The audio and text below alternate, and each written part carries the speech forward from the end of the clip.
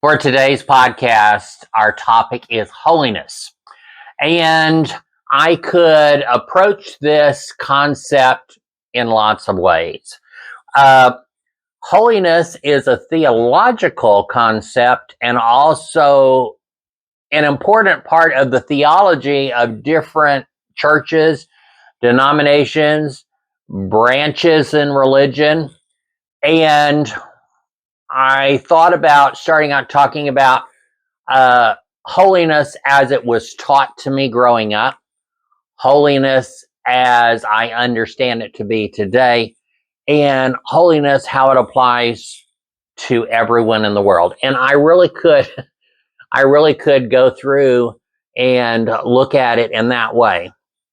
But I don't think I want to do it that way. While we could talk about holiness as far as a theology or a branch of Wesleyan Armenian theology and religion, I don't really want to talk about it in that way. So I'm going to approach this as holiness, what it means to me, and how I think everyone can apply it. So it won't matter whether you were raised in the Wesleyan Church or the Methodist Church or the Nazarene Church or a Baptist church or a Catholic church or in no church at all. When I think of the word holiness as it applies to us as humans, I think of it as a mindset, a decision someone has made within their mind. I almost think of it as a pre-decision, a decision for how you wish your future self to behave and engage in the world when what may be unknown to us today appears to us or infiltrates or crosses our path. And so when I think of holiness, I think of being in a place where I mentally have predetermined how I want to act in any given situation. And as someone who chooses to follow the life and teachings of Jesus, then me predetermining that no matter what situation I'm encountered with, I want to live and act in a way that I think Jesus would act and engage if Jesus were in that same situation. And to me, that's what being a Christian means, that you are living your life according to the life and lessons that Jesus gave us. Not some rules, not some political ideology, not Moses, not Old Testament rules, not New Testament rules, but the life and lessons of Jesus. Clearly, period. That's it. That's it. Even though the Apostle Paul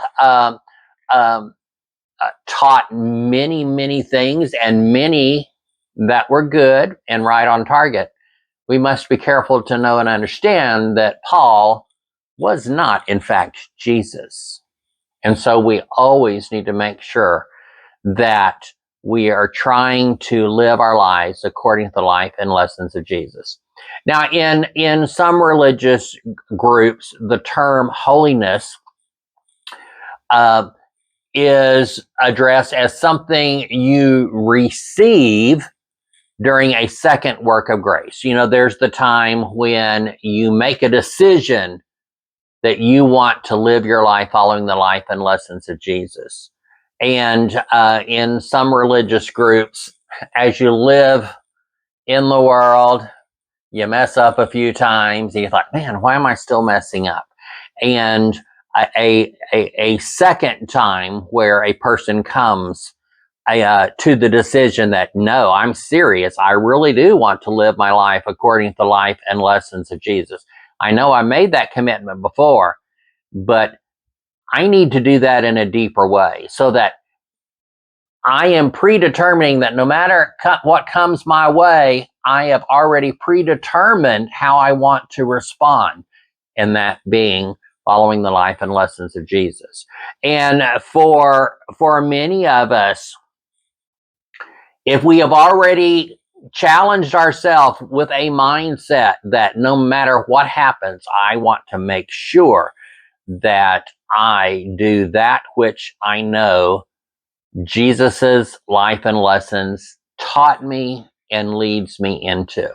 And so for some, they call that salvation and sanctification. Sanctification, where you are dedicating your life to God's service in advance, no matter what happens. I want my life to be sanctified and set apart for God's use, not just now, not just moving on beyond my past, but now, but also in the future. And it's kind of like a predetermining of that. Now, there are some people that say, well, you have to get saved by going to the altar and praying the sinner's prayer. Go back and look at my previous podcast on salvation and refresh your mind with some of the things that I offered at that point. And then others think that you will come to a point in your life where you are going to come to the crossroads and say, well, am I going to do that which I know to do? Or no, I'm going to take a little vacation or something here. And sometimes people have to come to a crossroad again where they pray and say, God, no, I really did dedicate myself to you. And I want to dedicate myself to you in the future as well. And so that terminology of entire sanctification or holiness is being holy, not making mistakes on purpose. You know, the whole idea of, you know, my belief is making mistakes is not a sin. Doing something on purpose, knowingly, that you know you should not do, then that's where that would come in. So, and I know this is getting kind of convoluted here, but really we just need to skinny this down to very simply following the life and lessons of Jesus. And if you have made that decision and you have made the decision that that's the way I want my path going forward to be, then to me, that is what holiness is all about. Holiness is about your mindset, where you want to find yourself when you are placed in a place of having to respond in not so pleasant circumstances, or how you're going to respond to temptation. I would think a person who considers themselves saved and sanctified for God's use has thought ahead to those things that with which they are most tempted. I know what my temptations are. I also know some temptations of other people that are not a temptation of mine and nothing that I need to spend any time worrying about.